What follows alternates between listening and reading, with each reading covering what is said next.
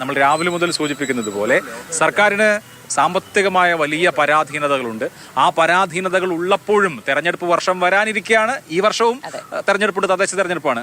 വളരെ ക്രൂഷ്യൽ ആയിട്ടുള്ള ഒരു വർഷമാണ്, വളരെ വളരെ പ്രധാനപ്പെട്ട ഒരു വർഷമാണ്. ഈ വർഷം എന്ത് ഡെലിവർ ചെയ്യുന്നു എന്നതിൻ്റെ അടിസ്ഥാനത്തിലിരിക്കും അടുത്ത സർക്കാർ വരണോ അതോ പുതിയ സർക്കാർ വരണോ തുടങ്ങിയ കാര്യങ്ങളൊക്കെ. അപ്പോൾ എന്തായിരിക്കും ധനമന്ത്രിയുടെ ഊന്നൽ എന്നാണ് തോന്നുന്നത്?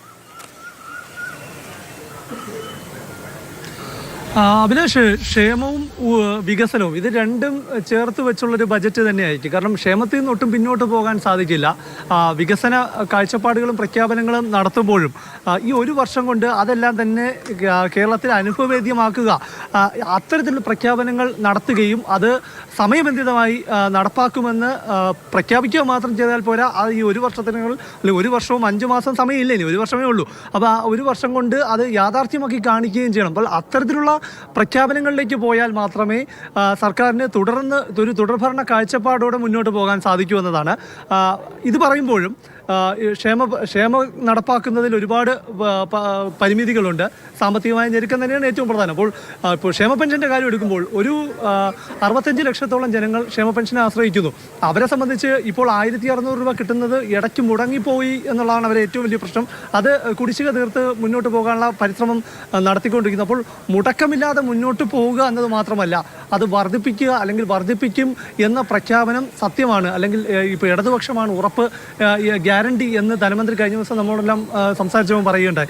അപ്പോൾ അത് യാഥാർത്ഥ്യമാണ് എന്ന് ജനങ്ങളെ ബോധ്യപ്പെടുത്തണമെങ്കിൽ 2500 രൂപയാക്കും ഈ സർക്കാർ അധികാരത്തിൽ നിന്ന് ഒഴിയുമ്പോൾ എന്ന് LDF 2021 പ്രകടന പത്രികയിൽ വാഗ്ദാനം ചെയ്തതാണ്. ആ വാഗ്ദാനത്തോട് അടുക്കുകയാണ് എന്ന് തോന്നൽ പൊതുസമൂഹത്തിനുണ്ടാകണമെങ്കിൽ, ജനങ്ങൾക്കുണ്ടാകണമെങ്കിൽ ഈ ബജറ്റിൽ സ്വാഭാവികമായും ഒരു ക്ഷേമ പെൻഷൻ്റെ വർധന ഉണ്ടാകണം. അതിപ്പോൾ 100 രൂപ 150 രൂപയാണെങ്കിൽ പോലും സാമ്പത്തിക പരിമിതി കാരണം ഇത്രേ ഉള്ളൂ എന്ന് പറയാം. പക്ഷേ എന്നിരുന്നാൽ പോലും ധനമന്ത്രി കഴിഞ്ഞ ദിവസം നമ്മോട് സംസാരിച്ചപ്പോൾ ഒരാശങ്ക പങ്കുവച്ചു. 2500 എന്ന് അന്ന് പറഞ്ഞത് അപ്പോഴത്തെ സാഹചര്യം വെച്ചാണ്. നിലവിലെ കേന്ദ്രം ഏർപ്പെടുത്തിയ സാമ്പത്തിക ഉപരോധം എല്ലാം വെച്ച് നോക്കുമ്പോൾ അന്ന് പറഞ്ഞത് യാഥാർത്ഥ്യമാകുന്ന കാര്യത്തിലുള്ള പരിമിതികൾ ധനമന്ത്രി പറയുന്നുണ്ട്. ഏതായാലും ക്ഷേമ പെൻഷൻ്റെ കാര്യത്തിൽ ഒരു നിർണായക പ്രഖ്യാപനം ഇന്നിപ്പോൾ ഉണ്ടാകും എന്ന് തന്നെയാണ് ഞാൻ മനസ്സിലാക്കുന്നത്. ഇതിന് പുറമെ ഇപ്പോൾ 5 ലക്ഷത്തിലധികം പറഞ്ഞ സർക്കാർ ജീവനക്കാർ, പെൻഷൻകാർ എല്ലാം കൂടി ചേരുമ്പോൾ 10-15 ലക്ഷത്തോളം വരും, 11-12 ലക്ഷം വരും. ഇവരെ ആശ്രയിച്ചിരിക്കുന്ന കുടുംബങ്ങൾ, ഇവരെയെല്ലാം നേരിട്ട് ബാധിക്കുന്ന കുറേ വിഷയങ്ങളുണ്ട്. ഇത് സംസ്ഥാനത്തിൻ്റെ വലിയ ചെലവിനെ ബാധിക്കുന്ന വിഷയങ്ങളാണ്. ഏകദേശം 20,000 കോടി രൂപ കഴിഞ്ഞ ഈ ശമ്പള പരിഷ്കരണം നടപ്പാക്കിയതിൽ മാത്രം സംസ്ഥാനത്തിന് ബാധ്യതയുണ്ടായി. DA കുടിശ്ശിക, ഇതുപോലത്തെ വിഷയങ്ങളെല്ലാം ധനമന്ത്രി വരികയാണ്.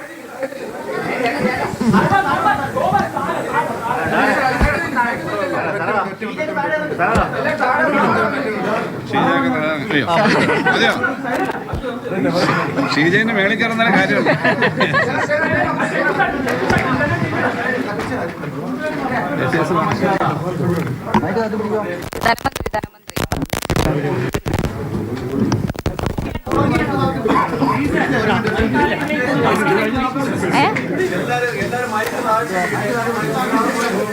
ധനമന്ത്രി പുറത്തേക്ക് ഇറങ്ങുകയാണെന്ന് തോന്നുന്നു. മാധ്യമപ്രവർത്തകരുമായി സംസാരിക്കാനുള്ള തയ്യാറെടുപ്പിലാണെന്ന് തോന്നുന്നു.